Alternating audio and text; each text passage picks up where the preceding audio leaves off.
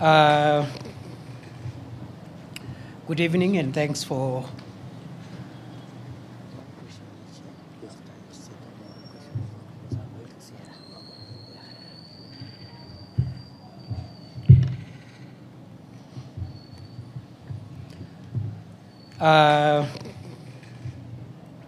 good evening and thanks for honoring us with your presence, ladies and gentlemen, members of for the state. I have two statements to make this evening, and after each statement, I will give a chance for maybe one question or clarification. Because of time, I have another engagement at 6 p.m., so I must leave here before 6. The first address is my exit address at the end of duty as Cabinet Secretary for Interior and National Administration. As you're aware, for the last 2 years, I've been the country's security minister, and I thought I owe the people of Kenya an exit speech so that we can account for the 2 years in which, by the grace of God, we have had the privilege to serve our country in that office. Since the 27th of October, 2022, I have had the immense privilege of serving our country as the Interior Minister. Appointment to this role was not only humbling, was not only a humbling symbol of confidence by President William Ruto, but also it thrust me into a most monumental responsibility of providing leadership to and coordinating the organs of our homeland security. For its unique complement of extensive functional control of Kenya's internal security infrastructure, the Interior Ministry has provided me with a once-in-a-lifetime opportunity to appreciate a little more profoundly the centrality of security to Kenya's primordial quest for inclusive prosperity for all its people. To appreciate the modest strides made in the past 2 years, it is apt to revisit the state of our national security that was prevailing as at August-September 2022 when I took over. I took over this sensitive duty at Harambee House at a time when communities in northeastern Kenya and in Lamu were experiencing frequent and sustained terror attacks. Marauding bandits had run amok over communities in vast parts of the northern Rift Valley region. Gang crime was at its peak in Nairobi City. The Kenyan passport production and supply system had all but collapsed, and key homeland security organs were ill-equipped and in dire need of reforms and reinvention. The end of my tour of duty as Kenya's Interior Minister of 2 years invites an introspection and reflection on the journey that I, with the loyal and patriotic support of hundreds of thousands of officers and staff in the police, prisons, immigration, and other citizen-facing services of the ministry, have traveled. I attribute any successes that were achieved in the last 2 years to make Kenya safer during the last 2 years. I attribute this success to the various ranks of officers and staff of the ministry. However, any performance inadequacies during my tenure are mine because I believe the ministry staff and officers did their best. 24 months of hard work by frontline multi-agency formations, embedded deep in the forests of the Bonny Enclave, has paid off with 2 years of calm. Sacrificial fighting power of elite police formations in the forward operating bases spread along the risky frontier areas of Liboi, Fafi, Div, Kotulo, and such like areas have resulted in 2 years of great victory over dangerous terrorists who would have otherwise hurt Kenya and its people. Fellow Kenyans, it has been the honor of my life not only to oversee a coordinated and policy-driven war against terrorists, but also to visit the elite police units protecting Kenya and its people at some of the most dangerous locations in our territory. Each moment, I had a chat or shared a meal or even took a selfie with security officers in the front line in the war against terror. There was always a profound surge of pride in the knowledge that a dedicated and patriotic cohort of our security forces remain alert day and night to prevent terrorists and other dangerous criminals from accessing Kenya to cause harm to its people. For protracted periods, I have traveled by air, land, and sea to oversee counter-terrorism operations in Ziwa la Taa, Poromoko, Kiunga, Mpeketoni, Lango la Simba, and other parts of Lamu, sometimes on Christmas Day, some other times on Good Friday, or other times covertly at night, just to make sure that we got it right. I have been to Wajir, Mandera, Takaba, and other parts of our country exposed to the threat of terror, just to give morale to frontline security officers and their commanders, and also to listen to communities in search of durable solutions against the violence of terrorist groups. Throughout the past 2 years, nothing has given me greater sense of fulfillment than the long days and sometimes humid nights spent in some of the farthest outposts within our territory. Therefore, fellow Kenyans, as I relinquish the leadership of the Interior Ministry, which I've already done, I am proud to report that save for a few inevitable losses, Lamu and northeastern Kenya are much safer and calmer today than the situation that prevailed in the last half of 2022. To our gallant security officers who paid the ultimate price with their limb or life to keep Kenya safe, I salute you and promise that Kenya will never forget your valor and patriotic sacrifice. May the souls of the officers who have lost their lives in the protection of our homeland and its people find perpetual rest in eternity. Equally, the memory of civilian souls lost through injury inflicted by terrorists will forever evoke our collective duty to keep Kenya free from danger, whatever its source. Fellow Kenyans, by the end of 2022, over 135 innocent Kenyans, including 20 security officers, had been killed by marauding bandits in parts of Baringo, Laikipia, Samburu, Turkana, West Pokot, and Elgeyo-Marakwet counties within a span of 6 months.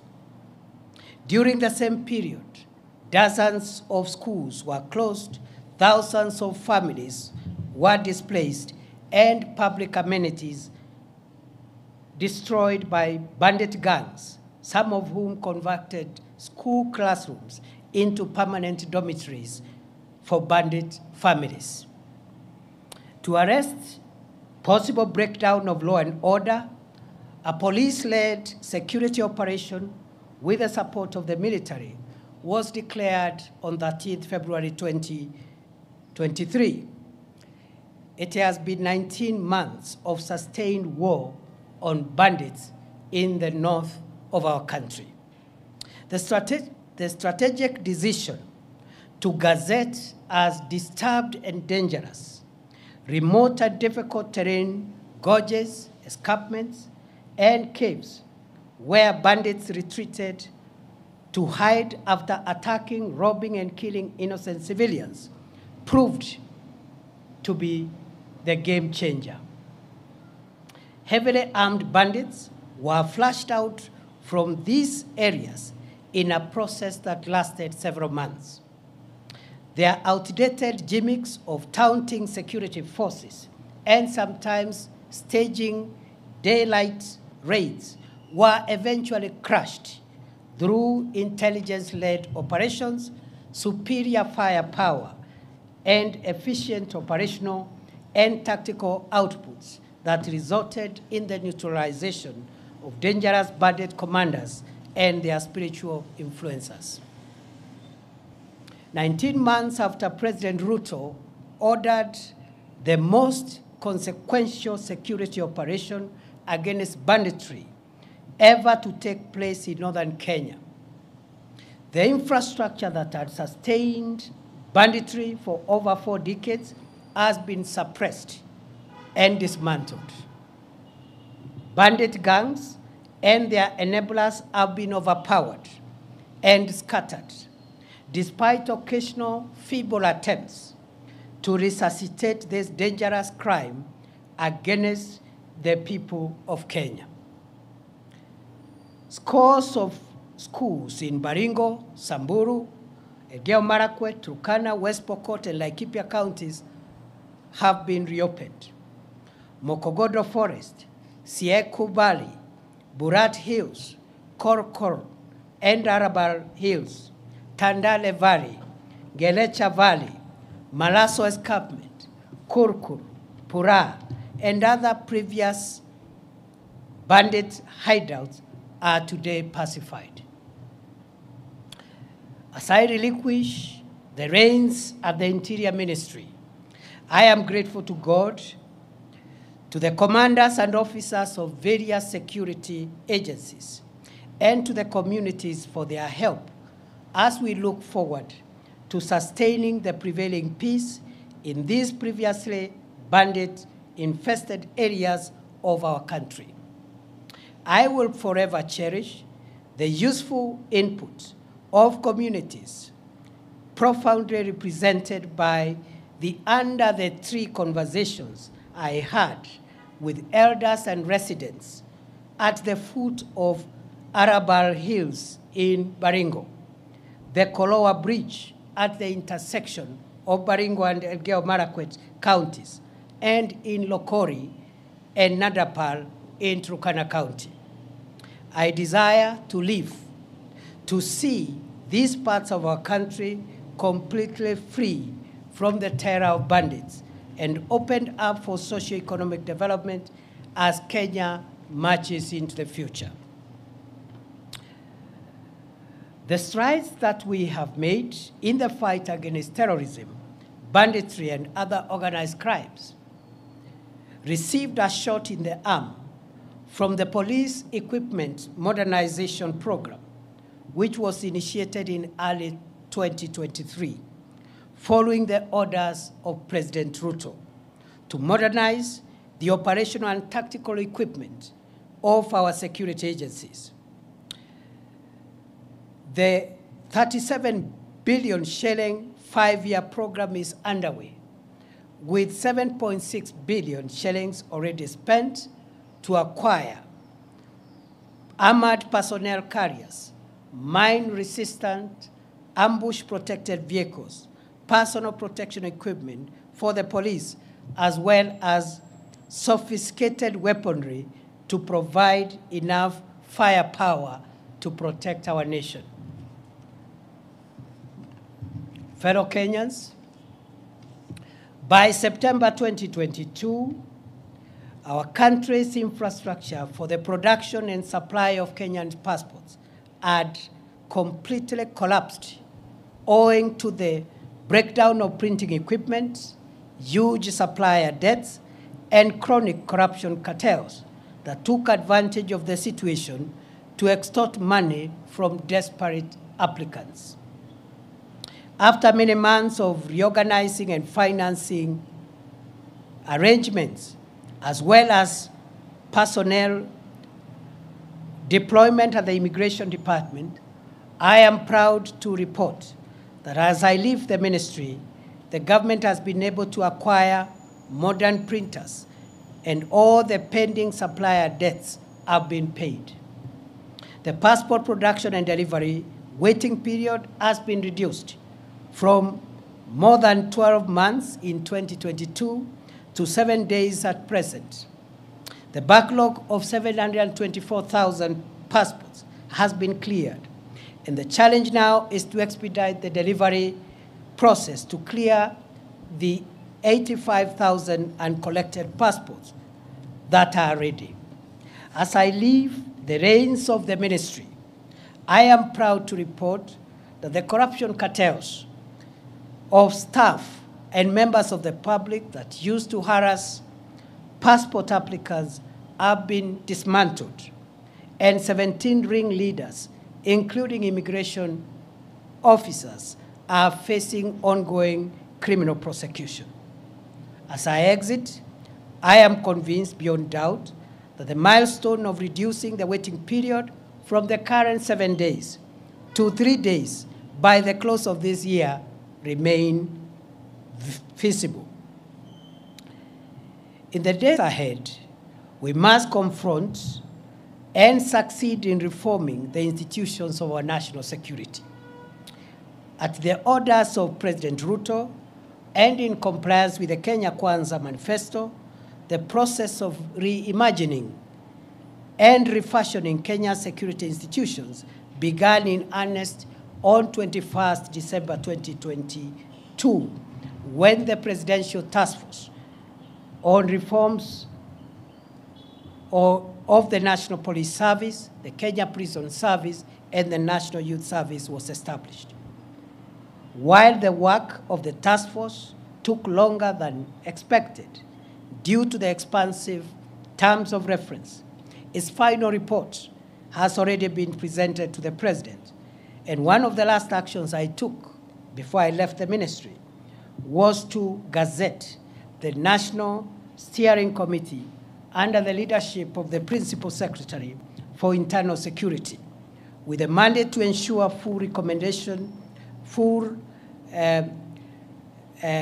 realization and implementation of the groundbreaking proposals for reforming our police, prisons, and youth services to align them with the dictates of our progressive 2010 Constitution and the vision of underwriting the national ideal of securing Kenya from long-term internal and external security threats.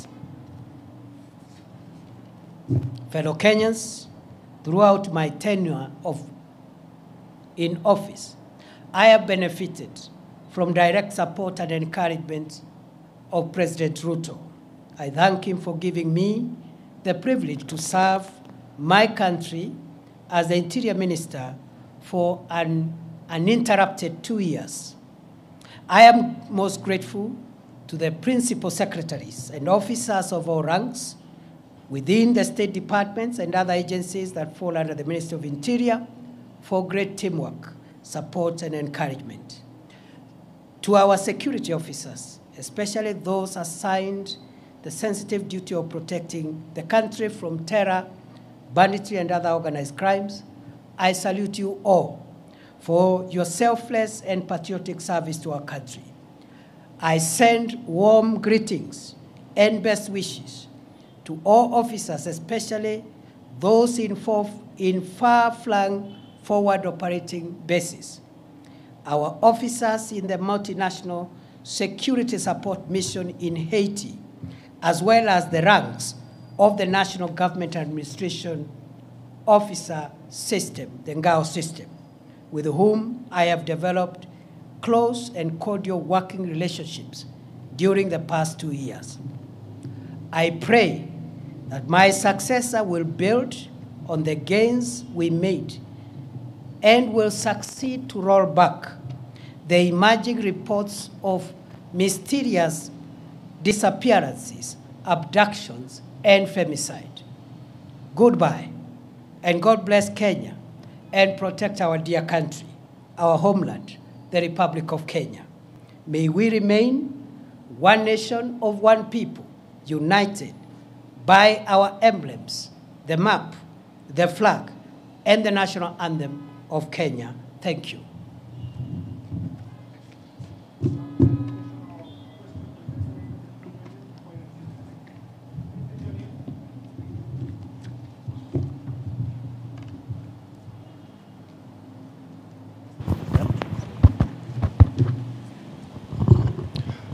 My name is Eric Owenga, labda kwa Kiswahili Bwana Naibu Rais. What do you speak of about your legacy in terms of abductions and extrajudicial killings that were rampant during your reign as the Cabinet Secretary of Interior for the past 2 years? Because Kenyans, some of the questions have not been answered in regard to the same. Can you exhaustively speak about it? Thank you. Yes, as you have, thank you very much for that concern. As I have said towards the last part of my statement, I have demonstrated how for 2 years, every day of my life, I have struggled to secure the country from crime and from people who would have caused us harm. And I have told my journey, the places I've been and what has took me there, the work I did in immigration and other places. At the end of my statement, I have said, as I exit that office, I'm exiting at a time when there are reports of cases of mysterious disappearances, abductions, and femicide. And I have handed over the responsibility of cracking down on those emerging reports of crime. And I wish him well, and I know he will succeed.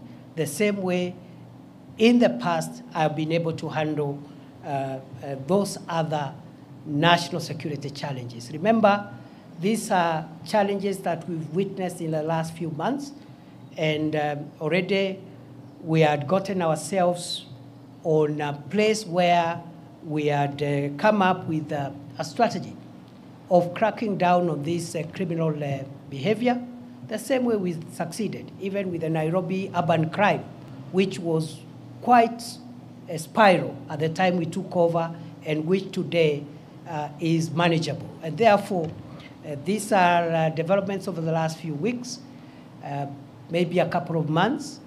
We had laid the ground on how to deal with both cracking down on criminals who are in that space of femicide or abducting people, and also a framework for accountability of any rogue officer or officers who will be involved. And therefore, that should be the task of the next minister going forward.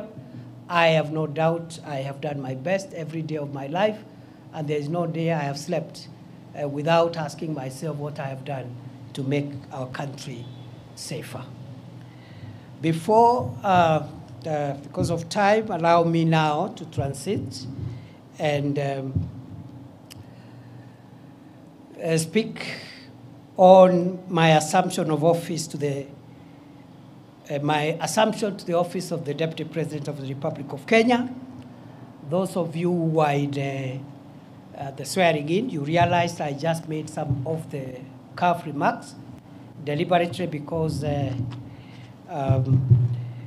would not have been appropriate at that time to give lengthy speeches because of the official context of the day. So today is the day when I wanted to at least make statements on my assumption of office. Fellow Kenyans, on 1st November 2024, as you are aware, I assumed the office of the Deputy President. That day was and shall remain the most momentous and significant day of my life. After serving my country for a quarter of a century as a law lecturer, legal practitioner, senator, majority leader of the Senate, deputy speaker of the Senate, and most recently as the cabinet secretary for Interior, I now take over office as the third deputy president of the Republic of Kenya. It remains astounding how a son of Kenya, born some 52 years ago in Tharaka, a remote part of the then Meru district, and in a humble homestead of a rural clergyman and his housewife's spouse, could eventually get the opportunity to serve this country in the esteemed and high office of Deputy President of the Republic. My assumption to the office of Deputy President has presented me with an opportunity to reflect on our country's past, present, and future.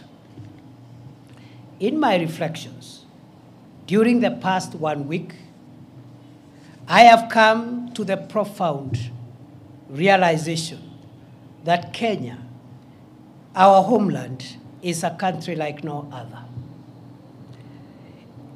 Its charm, the industry of its people, our fine weather, our culture, and our breathtaking topography are unmatched.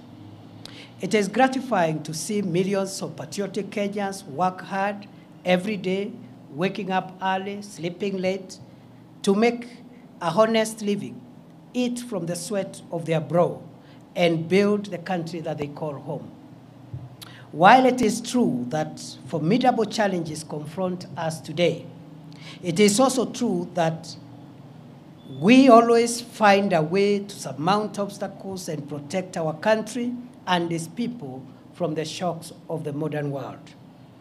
Where a tiny number among us has tainted our country's image, the same has been repudiated by the exploits of millions of honest and patriotic, focused Kenyans who love this nation enough to protect it from the risks on its survival. Indeed, Kenya is a covenant country, blessed with an industrious people and an incredible array of natural resources requisite for the creation of wealth enough for all its people. We remain eternally grateful to the heroes and heroines who have ensured Kenya remains the blessed nation that it is. As we reflect on our challenges, let us capitalize on the jolting of these challenges to write a new, better, and brighter chapter for Kenya. We should heal our divisions, solidify our national unity, and pursue our country's goals as brothers and sisters, joined by the permanent bonds of our common heritage and our common future. I have had occasion in the past few days to ponder on how the orderly transfer of authority as called for in our Constitution takes place seamlessly in our country. I realize that my ascent to the office of Deputy President has taken place on the back of a hotly contested constitutional process. For weeks, the country was glued to parliamentary and judicial events whose completion is a testament, or was a testament, to our country's democratic credentials and the integrity of our constitutional institutions. I am humbled to be of service to this country as its Deputy President. and to formally take the reins to support and assist President William Ruto and the team he leads towards the realization of his vision to deliver the transformation of Kenya. It is an honor to serve my country at such a time as this, when Kenya is moving forward and upwards to the heights that our forefathers envisaged when they fought for the establishment of our republic. The founders of our nation and those who fought to make us a free people triumphed over the oppressive chains of colonialism, not only because they worked hard for it, but because they remained united. Today, as in the past, the quest for national unity is undeniably the most profound aspiration animating our national conversation. Why? Because we are coming from a rough patch where we had been enthralled in a rather unfortunate conversation about distinction, difference, and division. At a time when the country desperately requires a rallying call to pull together to steer our nation to greatness during these challenging times. Koitalel Somoei, Dedan Kimathi, Mekatilili Wamenza, and later Jomo Kenyatta, Ronan Gala, Oginga Odinga, Masinde Muliro, and many others worked hard to set free the whole of Kenya, not parts of Kenya where they were born or raised. They refused to see themselves as liberators of their places of birth, choosing instead to consider themselves as brothers and sisters connected by the common past of their ancestry and the shared future of the generations that would come after them. We learn from these gallant sons and daughters of Kenya that for us to defend our freedom, sovereignty, territorial integrity, and economic transformation, for us to overcome inequality, poverty, and the need in our midst, we must harness and aggregate the collective daily struggles of ordinary Kenyans for our common good. For the aspiration of forging a united Kenya to materialize, we must accept each other, recognize our equality, accept that diversity and difference among us are for building rather than destroying us. A united nation is better equipped to deal with the challenges and overcome the obstacles we face in an increasingly complex, unpredictable, and insecure world. Kenya's viability is guaranteed only if its diverse components and segments converge in pursuit of common ideals, notwithstanding our linguistic, ethnic, religious, or political orientations. As I assume the functions of the esteemed office of the Deputy President of Kenya, I pledge to support and assist President Ruto to canvass, defend, and accelerate national unity, but also to canvass, defend, and accelerate the implementation of the bottom-up economic transformation agenda on which his administration was elected 2 years ago. I will work with my colleagues in the cabinet, as I have done in my previous role during the past 2 years, as we look forward to opening a new chapter in our collective effort to deliver the economic transformation and empowerment of the people of Kenya to realize better standards of living. The government has made significant strides towards the transformation of our food security situation, health, education, as well as stabilizing spikes on prices of essential household commodities since September 2022. The government's resolve to introduce a higher education funding model that is student-centered and to roll out universal health, affordable housing, and other initiatives require constant communication for public buy-in, input, and feedback in the spirit of a people-centered delivery of our country's development agenda. I have no doubt whatsoever that well-crafted public-private partnership projects are essential for the realization of strategic public sector infrastructure development projects and will cushion our country from incurring unsustainable debt for financing our country's development needs. As we pursue Kenya's economic transformation and strengthen the bonds of our national unity, now is the time to ask every citizen to introspect on their contribution towards the actualization of the Kenya we all want to live in.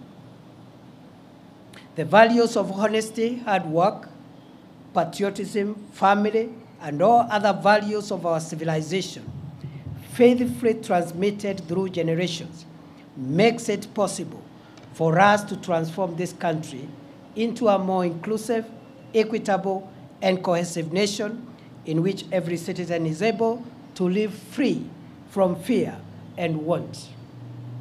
A Kenya where every citizen has a realistic opportunity to attain good health, wealth, and safety. Our ambitious ideal for a new Kenya will be actualized by sacrifice, hard work, pulling together, eschewing the blame game, and loving Kenya more than our subnational affiliations. It is possible to converge our diverse subnational interest into broad collective national interest as the surest way of realizing Kenya's viability as a solid, respected, competitive, devolved, modern, democratic, plural society able to assert itself in the world for centuries to come. Only a country of opportunity that Kenya is can cause the little village of Irunduni, tucked in the outskirts of the unassuming hamlet of Mukodhima in semi-arid Tharaka, to produce the country's deputy president. I grew up in a competitive environment, learned to manage scarce resources in a large family of 9 siblings, raised by peasant parents, and introduced to the values of respect for others and respect for authority, the love for God, and the love for country, considering other people's needs before my own needs. These values would later be firmed up through my education journey in the schools and the universities I would attend later in life. That it has been possible for me to come this far confirms that in this country, there is no reason anymore why a child born in Moyale, Loitoktok, Nyahururu, Lodwar, Nyansiongo, Malindi, Ugenya, Kadhonzweni, Elwak, Kimilili, Lungalunga, Marara, or anywhere else within this great country cannot aspire to rise to any office. I am truly blessed to be a son of Kenya. May God bless and protect our dear country, our homeland, the Republic of Kenya. May we remain one nation of one people, united by our emblems, the map, the flag, and the national anthem of Kenya. Thank you, and God bless you.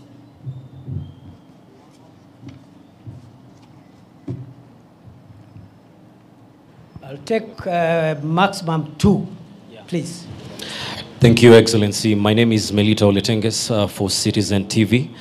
My question is, you are stepping into this new role at a time when counties have not had a disbursement of funds for about 4 months, and it is causing a cash crunch there. And now that you're going to also be the chair of IBEC, how do you tend to accelerate this and ensure that services in the counties roll as they should be? Kithure? My name is Sydney Chazima. My question goes to what you've mentioned about national interests. And recently, while performing your duties as the Deputy President, you spoke before the judiciary at the 12 years anniversary for the Supreme Court. And you mentioned that there need to be a place where the courts consider the national interest as opposed to the public interest. Someone may misconstrue this as the executive trying to exert its pressure on the courts. What would you make of this? Thank you. Those are very good questions. I would like to respond to them as follows. It is true there is a bit of cash disbursement delay for counties, which is unfortunate. But I think the context for that situation is that this country in the last 2 years have come from a very difficult macroeconomic situation. And it has taken 2 years of hard work under the leadership of President William Ruto to tackle the macroeconomic stability of the country, stabilize the shilling, stabilize essential food prices of essential commodities, including fuel, and so forth and so on. For the first time this month, inflation is at 2.7%, the lowest in 17 years. The last time the inflation was at that level was in 2007, just before the post-election election violence, at the peak of President Kibaki's best economic situation. And therefore, the heavy lifting that the country has had to do is now behind us. We can only do better. I am going to convene as soon as possible a consultative forum under the auspices of IBEC, and I believe the short-term issue around disbursements should be tackled in a more sustainable manner so that we don't just release what is outstanding, but we find mechanisms of ensuring that we don't have similar delays in the days ahead. So that is something that I'm seized of. Just the way we have tackled other issues and economic challenges, we're going to tackle the disbursement to counties promptly, and that is what the Constitution requires, that the national government must ensure that counties receive their funds within the required time. Secondly and lastly, I've been asked to comment about the comments I made at the Judges' Conference. And at the Judges' Conference, I said, first and foremost, that conference was not a meeting between the executive and the judiciary. It was a conference for the court to introspect and reflect on how the judiciary has performed, especially the Supreme Court, in shaping the jurisprudence of our country and interpreting our Constitution. And therefore, it was an opportunity to look at the successes, the challenges, what has been done correctly, and what perhaps needs to be relooked. It's in that context that I gave the views from where I sit, based on my legal background. I made the remark that I believe the Supreme Court of Kenya has done a fantastic job in interpreting the Constitution. For 12 years, what the Supreme Court of the Republic of Kenya has done is equivalent to what some Supreme Courts have done in 50 years. So we are very proud that our institutions are not only efficient, but they are on a trajectory of fast maturity. At that point, because it was a moment for introspection, I said, the jurisprudence that the court has given us about public interest is very refreshing and welcome.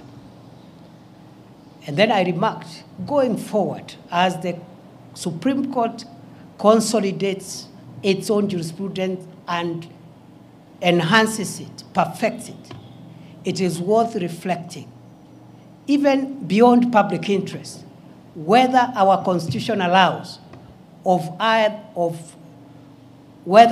constitution allows the court to distill existential values of the states. And I told the meeting that those existential values are found in two places. One in chapter 1, which is the foundational chapter that establishes our country, defines what Kenya is, the map, the territory, the coordinates, and the fundamental principles, including devolution. And then, chapter 14 on national security, Article 238 in particular, contains some elements of what one would call existential and primordial elements of the existence of Kenya. That Article 238 says that there are certain core interests of Kenya that must be protected. And that's why the organs of national security are established, to make sure that Kenya does not disappear. It survives. Territorial sovereignty of Kenya. That's why our KDF will do whatever it takes to make sure that other nations, enemies of Kenya, don't overrun us. The territorial integrity of Kenya, that no foreign country can violate our airspace, our land, or our sea space.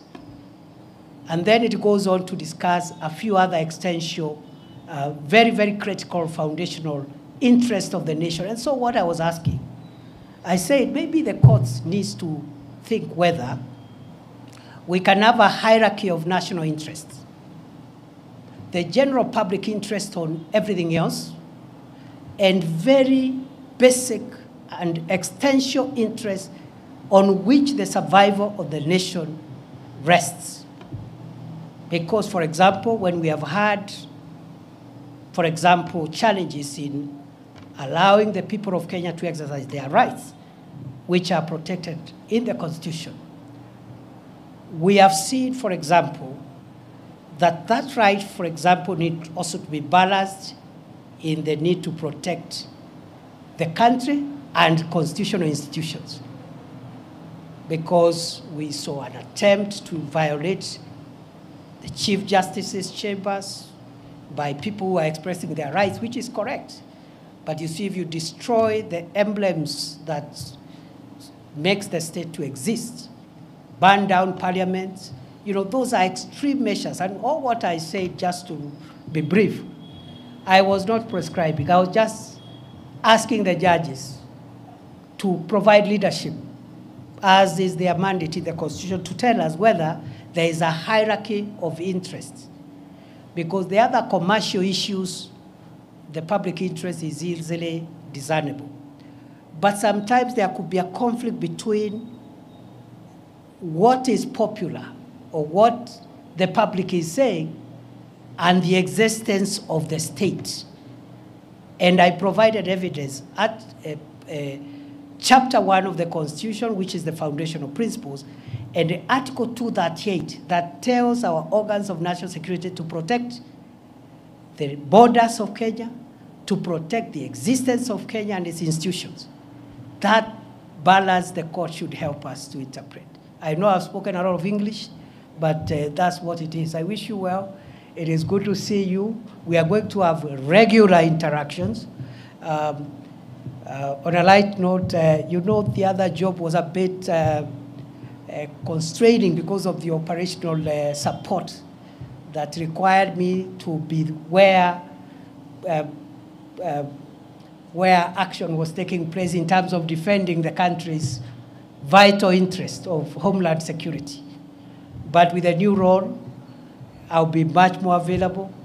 We are open to the input of the people of Kenya. We are open to even positive criticism from the media, from civil society, so that we can all